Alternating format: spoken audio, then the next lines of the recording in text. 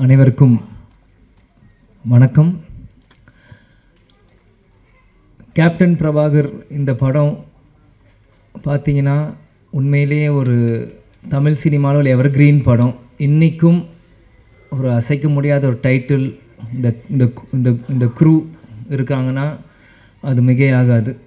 அன்றைக்கி கேப்டனும் சரி, பப்பானா லைக் ராவுத்தர் சாரை வந்து நான் சின்ன வயசுலேருந்து பப்பா அப்படின்னு கூப்பிடுவேன். அது ஏன்னு எனக்கும் தெரியாது. அது பப்பான்னு தான் அவரை நான் கூப்பிடுவேன்.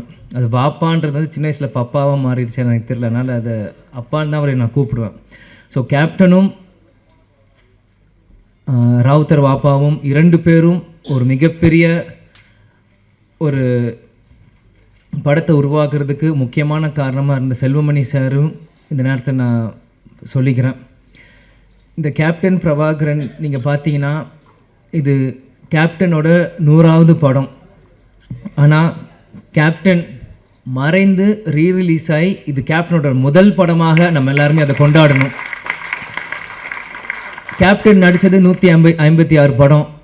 அதில் 100வது படம் கேப்டன் பிரபாகரன் தான் இது முதல் படம். இதே மாதிரி இன்னும் அவர் நடித்த 150 படத்துக்கு மேலேயும் இனி ஒரு வருஷம் அதை ரீரிலீஸ் பண்ணி இப்போ இருக்க யங்ஸ்டர்ஸ்க்கும் இப்போ இருக்க ஜென்ரேஷன் இந்த மாதிரி ஜென்சி கிட்ஸ் அப்படின்னு சொல்கிற மாதிரி இப்போ இருக்க ஜென்ரேஷன்ஸ்க்கு அன்றைக்கி கோல்டன் பீரியடில் சினிமா இன்றைக்கி வந்து டிஜிட்டலாக இருக்குது. அன்றைக்கி ரீல் காலத்தில் ரீல்ஸ் செல்வமணி சார் சொன்ன மாதிரி அன்றைக்கி எப்படிலாம் கஷ்டப்பட்டு இந்த மாதிரி ஒரு படைப்பை உருவாக்குனாங்களோ இன்னி இருக்க ஜென்ரேஷன்ஸ்க்கும் ஃபிலிம் இன்ஸ்டியூட் ஸ்டூடெண்ட்ஸ்க்கும் இது ஒரு கேஸ் ஸ்டடி மாதிரி இந்த படங்கள் ரீரிலீஸ் பண்ணும்போது தான் அப்பற்பட்ட 80s 90s அந்த இருக்க டைரக்டர்ஸ் ப்ரொடியூசர்ஸில் எப்படிலாம் கஷ்டப்பட்டு ஒரு படத்தை எடுத்தாங்களோ இப்போ இருக்க யங்ஸ்டர்ஸ்க்கு அது நிச்சயமாக அது புரியும்.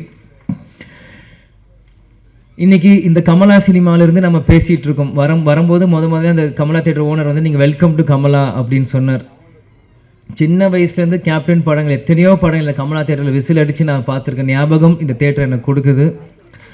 பிறகு ராவுத்தர் பப்பாவும் கேப்டனும் எப்படிலாம் ஒரு ஃப்ரெண்ட்ஷிப்பாக இருந்து பல படங்கள் அவங்க தயாரித்தாங்க. அதில் 60-70% எல்லாமே மிகப்பெரிய ஒரு ஹிட் அந்த படங்கள் எல்லாமே.